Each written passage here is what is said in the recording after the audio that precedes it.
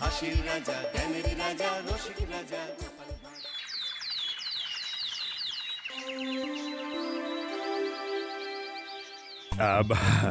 এই অনেকদিন ধরেই তোমাদের একটা কথা বলবো ভাবছিলাম। আগে কি মহারাজ?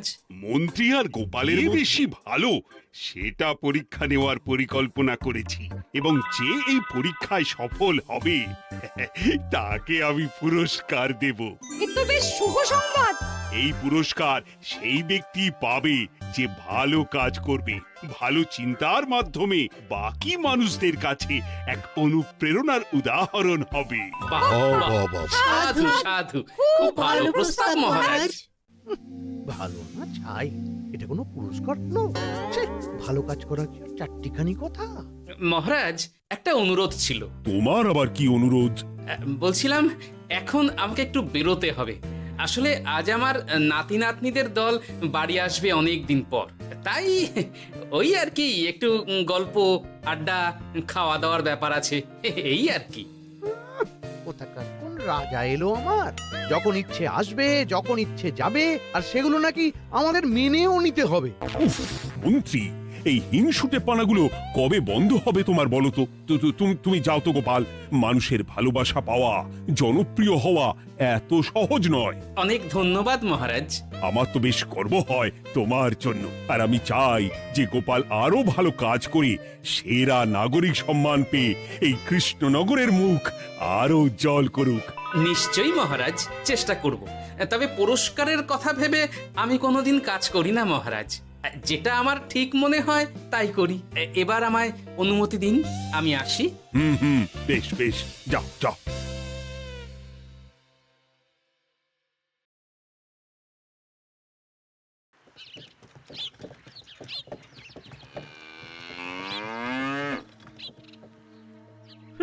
সেরা নাগরিক সম্মান সেটাও নাকি পাবে ওই গোপাল। বাবা, মহারাজের কি আদিক্ষেতা গোপালের প্রতি, দেখেও গা জ্বলে যায়। ও কি একাই আছে নাকি যে বেশি জনপ্রিয়? আমিও হব। হ্যাঁ, কি করি কি করি? যাই, একটু গোপালের বাড়ি উঁকি মেরে দেখে আসি যে কি এমন মহান কাজ করে।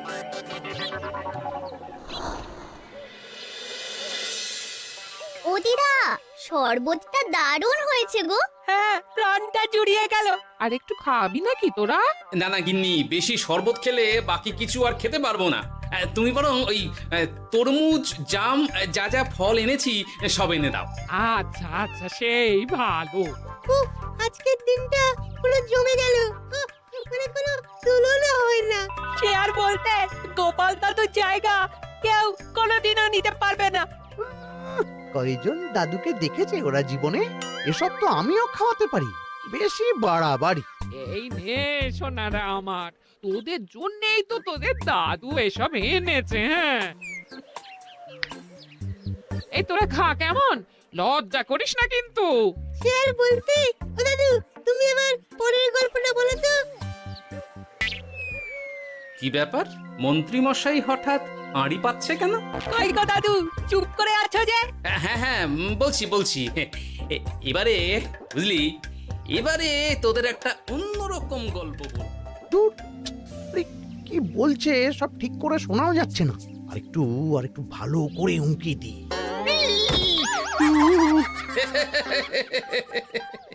কি মন্ত্রী মশাই, ধরা পড়ে গেলেন তো? ওই জন্যই বলে অতি কৌতূহল ভালো নয়। কিসের কৌতূহল শুনি? কিসের কৌতূহল? তুমি কি ভাবছিলে যে আমি আড়ি পাচ্ছিলাম? মোটেই না। আমি একটা দরকারি জিনিস খুঁজতে ভুল করে চলে এসেছি এখানে। হ্যাঁ। আপনি কত ধরনের ভুল করতে পারেন সেসব আমার জানা আছে মন্ত্রী মশাই। এখন আমি সব আপোষ করে নিচ্ছি। এরপর এমন হবে যে লোকে তোমাকে পাপোশ করেও পুজবে না। না, কেমন যেন ঠ্যাস মেরে কথাগুলো বলে গেলে মনে হচ্ছে। মন্ত্রী মশাই অমন করে রেগে গেলেন কেন গোপাল দাদু? আমিও তো সেটাই ভাবছি রে। যাকে সেসব বাদ দে, নে আমরা বরং গল্পে ফিরি। সেই ভালো।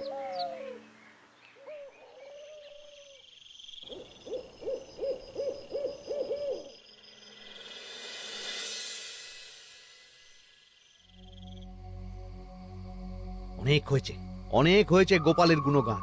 এবার থেকে আমিও এমন কিছু করব যাতে আমি গোপালের থেকেও বেশি জনপ্রিয় হই, কিন্তু তার জন্য গোপালের কাজকর্মের ওপর একটু নজর রাখতে হবে।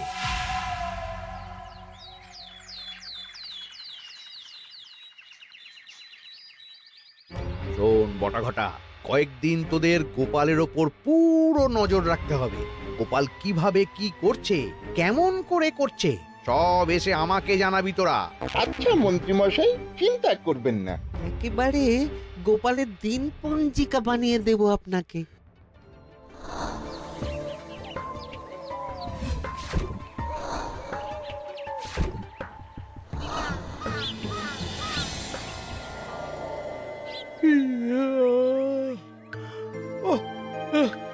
দুপুরের ঘুমটাও একটু ঠিক করে ঘুমোতে দিবি না রে তোরা? কি হয়েছে বল। আগে মন্ত্রীমশাই আপনিই তো বলেছিলেন। ঠিক আছে, ওহো, বল কি হয়েছে। দেখে যা বুঝলাম গোপাল বড় উদার, পরোপকারীও। সে কাউকে ঠকায় না, আর নিজেও ঠকে না। হ্যাঁ, সবাই তাকে খুব ভালোবাসে। হয়েছে, বুঝেছি। এবার থাম তো। গোপাল পরোপকারী? হাহ, এতদিন ও ছিল, কিন্তু এবার আমার পালা।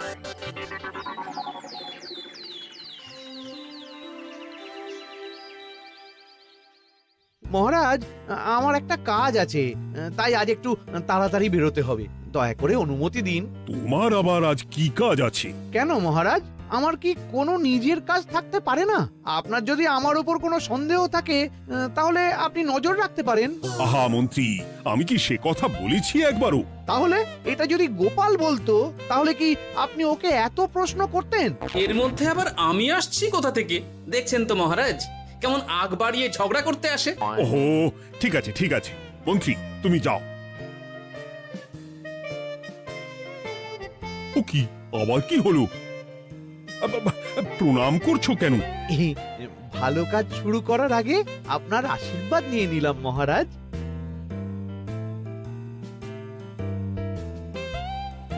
কিছু কি বুঝলেন মহারাজ? না, কি ব্যাপার বলো তো? কি সব ভালো কাজ শুরু করার কথা বললো শুধু? সেটাই তো, থেকে থেকে কি যে হয় বুঝি না।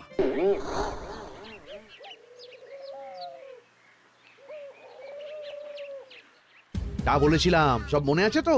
আজ থেকে তোদের কাজ হলো শুধু আমার গুণগান করা, লোকের কাছে আমার কাজের প্রশংসা করা।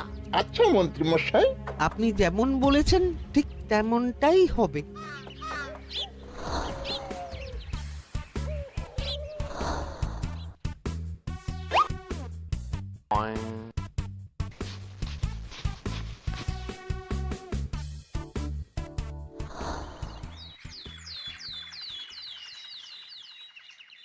সত্যি কথা, মন্ত্রী মশাই মতো আর ভালো মানুষ হয় না।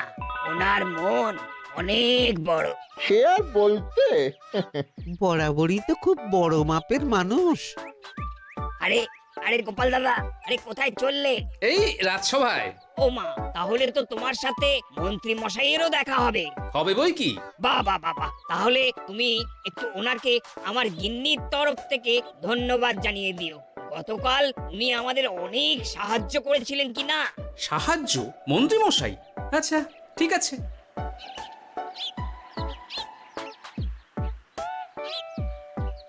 কিরে, কোথায় যাওয়া হচ্ছে সব?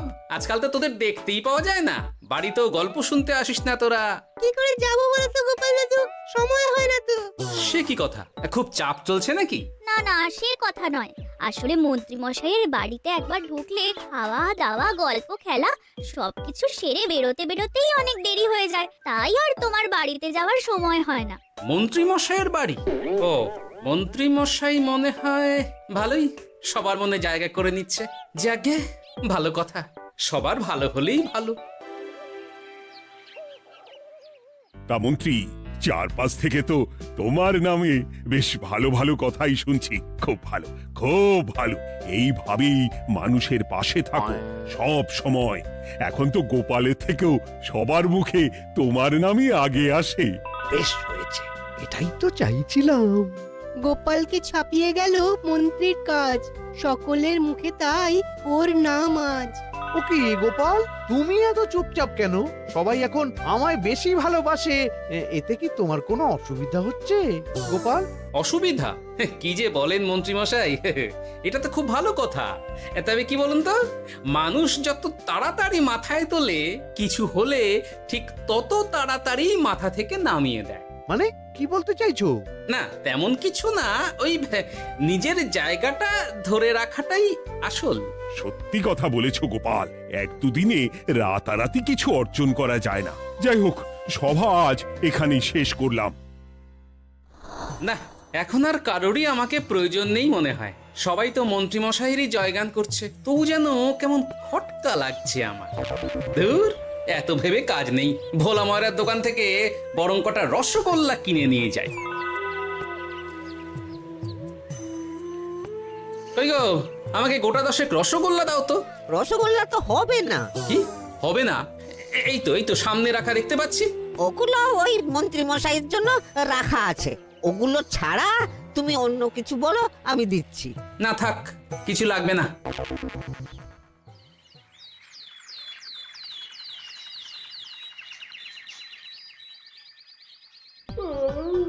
ও কি গো, বলি কত বেলা হয়ে গেল, তুমি এখনো রাজসভায় গেলে না?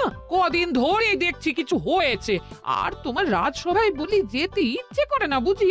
না না, সেরকম কোনো ব্যাপার নয় গিন্নি। আমি দেরি করে যাই কি তাড়াতাড়ি, কোনো কিছু তো আর কারো জন্য থেমে থাকে না। বলো গিন্নি, মন্ত্রীমশাই তো আছেন, তাহলেই চলবে। এ আবার কেমন কথা? কিছু না, আমি বেরোলাম।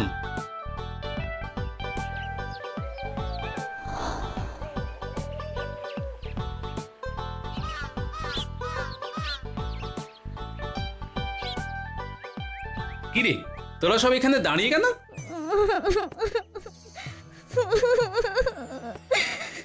আমরা সব পরীক্ষায় শূন্য পেয়েছি, তাই আমাদের শাস্তি দিয়েছে। আসলে আমরা এতদিন কোনো পড়াশোনা করিনি তো বাড়িতে, পুরো সময়টা শুধু ওই মন্ত্রী মশাইয়ের বাড়িতে মজা করে কাটিয়েছি, তাই এমন হয়েছে। তা নিজের ভুলটা যে বুঝতে পেরেছিস, এটাই অনেক। এই কারণেই বলে নিজের কাজ নিজেকেই করতে হয়, বুঝলি? এরপর মন দিয়ে পড়াশোনা করবি, সব ঠিক হয়ে যাবে।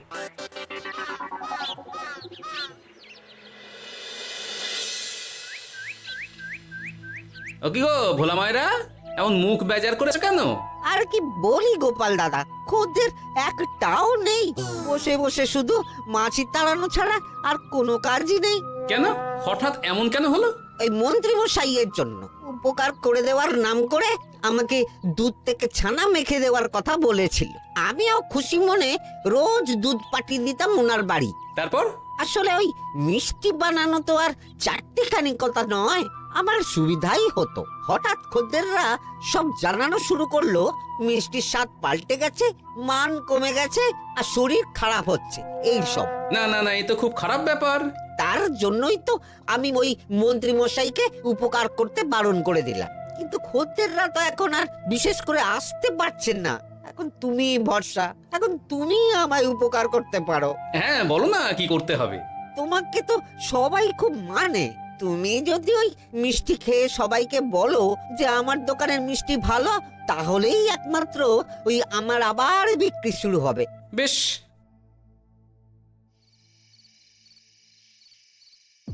শোনো শোনো, তোমাকে না একটা কথা বলার আছে। কি কথা? তুমি ভালো মানুষই করছো, তাতে তোমার লাভ, আমার কি লাভ আছে তাতে? মানে তোমার আবার কি চাই? সোনার গয়না, আমার একটা নতুন সোনার হার চাই। হ্যাঁ, না দিলে কিন্তু আমি চলে যাব। ওই দেখো, আচ্ছা ঠিক আছে ঠিক আছে, দেবো। ও মা, তাই? সত্যি তুমি খুব খুব ভালো। আমি তোমাকে যতটা কিপটে ভাবতাম, তুমি ততটাও কিপটে না। না গিন্নি, তোমার গয়না আমি গড়াবো, কিন্তু খরচ আমি করব না। যাকে বলে মাছের তেলে মাছ ভাজা। সে আবার কি করে সম্ভব? তুমি দেখোই না।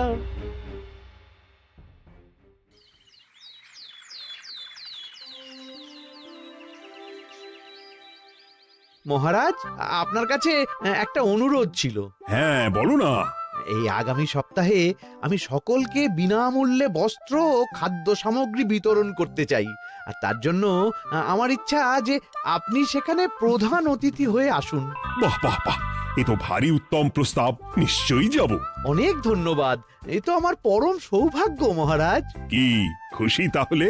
এই আর একটা কথা, মানে বুঝতেই তো পারছেন অনেক খরচ, তাই অল্প পরিমাণ যদি মোহর, মানে আপনার যেটা ভালো মনে হয়। বুঝেছি বুঝেছি, আর বলতে হবে না। আপনি মহান মহারাজ, আজকে বুঝতে পারলাম আপনি সকলকেই সমান চোখে দেখেন। কি হয়েছে গো, তোমরা সকলে এখানে? বড় বিপদে পড়ে এসেছি গো দাদা। কি হয়েছে একটু খুলে বলো দেখি। মন্ত্রী মশাইয়ের অতি উপকারের ঠেলায় আমাদের সকলেরই বড় সমস্যা দেখা দিয়েছে। প্রথম বুঝতে পারিনি, কিন্তু এখন বুঝতে পারছি। দয়া করে কিছু একটা করো গোপাল দাদা। বুঝলাম, ঠিক আছে, আমি দেখি কি করতে পারি। যা বুঝছি, কিছু একটা করে মন্ত্রীমশাইয়ের উপকার থেকে সকলকে বাঁচাতেই হবে। কিন্তু কি করি পেয়েছি উপায়। সামনেই বস্ত্র ও খাদ্য সামগ্রী বিতরণের অনুষ্ঠান করবে বলেছে না? ওটাতেই কিছু একটা করতে হবে। যা বললাম তাহলে বুঝলি তো? ভালো করে মন্ত্রীর উপর নজর রেখে আমাকে সবটা জানা। হ্যাঁ গোপাল দাদু, কোনো চিন্তা করো না, মন্ত্রী মশাইয়ের আসল রূপ সামনে আসবেই।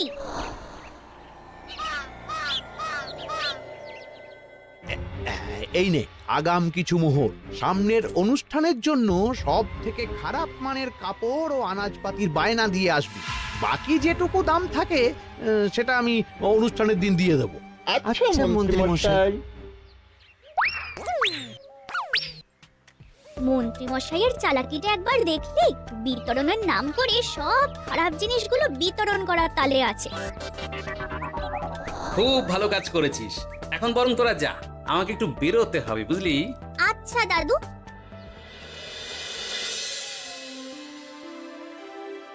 তুমি সত্যি বলছো গোপাল? এত বড় বিশ্বাসঘাতকতা! আমার থেকে মোহর নিয়ে, আমার হাত থেকে উপহার নিয়ে আমার প্রজাদেরই ঠকানো। এখনই তাহলে ওই মন্ত্রীকে ডেকে এনে শাস্তি দেওয়া হোক।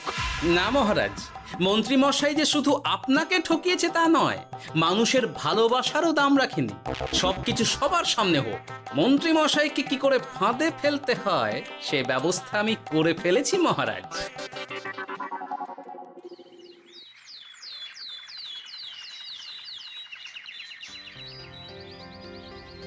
যাক বাবা, এই সুযোগে প্রচুর মোহর হাতে চলে এলো। এমনিও আমার চিন্তার কোনো ব্যাপার নেই, সব জিনিস তো মহারাজের হাত দিয়ে বিতরণ করা হবে, তাই খারাপ হলেও সবাই ভাববে মহারাজ দিয়েছে। শোন, এবার তোরা গিয়ে মন্ত্রীকে ওখান থেকে সরিয়ে আন। ততক্ষণে আমি আমার কাজটা মিটিয়ে নিই। আচ্ছা। মন্ত্রী মশাই, শিগগিরই চলুন আমাদের সাথে, মহারাজ আপনাকে ডাকছেন ওই গাছতলার ওখানে। এখন? হ্যাঁ, মহারাজ তো আপনার উপর খুব খুশি, তাই দেখে মনে হলো কোনো একটা উপহার দেবেন আপনাকে। তাই নাকি? বটেই তো, আমি এক্ষুনি যাচ্ছি। এবারে জমবে মজা।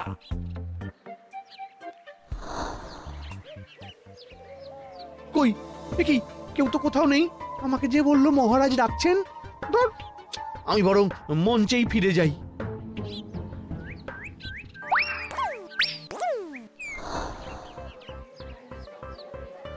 মন্ত্রী মশাই, আমরা চলে এসেছি। আপনি বলেছিলেন আজকে আমাদের পাওনা মিটিয়ে দেবেন।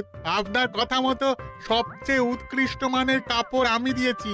হ্যাঁ মন্ত্রী মশাই, আমিও একদম ওই টাটকা শাকসবজি, মাছ, মিষ্টি সব দিয়ে থলি ভরিয়ে দিয়েছি। এবার দামটা মিটিয়ে দিন। দুজনের মিলিয়ে হয়েছে ওই 1000 মোহর। বাহ মন্ত্রী বাহ, তুমি এত ভালো ভালো জিনিস বিতরণ করছো, আমি তো বিশ্বাসই করতে পারছি না। মোটেই না, আমি অত দাম দিতেই পারবো না। আমি তো ভালো জিনিস দিতে বলিনি, আমি বলেছিলাম সব থেকে খারাপ জিনিসগুলো দিতে। কি বললেন মন্ত্রী মশাই? এই রে, এই ধরা পড়ে গেলাম মনে হয়। তোমার এত বড় সাহস! তুমি আমার রাজ্যে থেকে এইভাবে মানুষকে ঠকাবে? আমায় ক্ষমা করে দিন মহারাজ, আমি ইচ্ছা করে এমন করিনি। আর আমি কোনো কথা শুনতে চাই না। উপকারের নাম করে তুমি আমার প্রজাদের যা অপকার করেছো সব আমি জানি। তোমাকে শাস্তি পেতেই হবে। প্রহরী, বন্দি করো মন্ত্রীকে।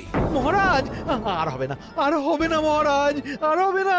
ওই জন্যই বলে যেমন কর্ম তেমন ফল।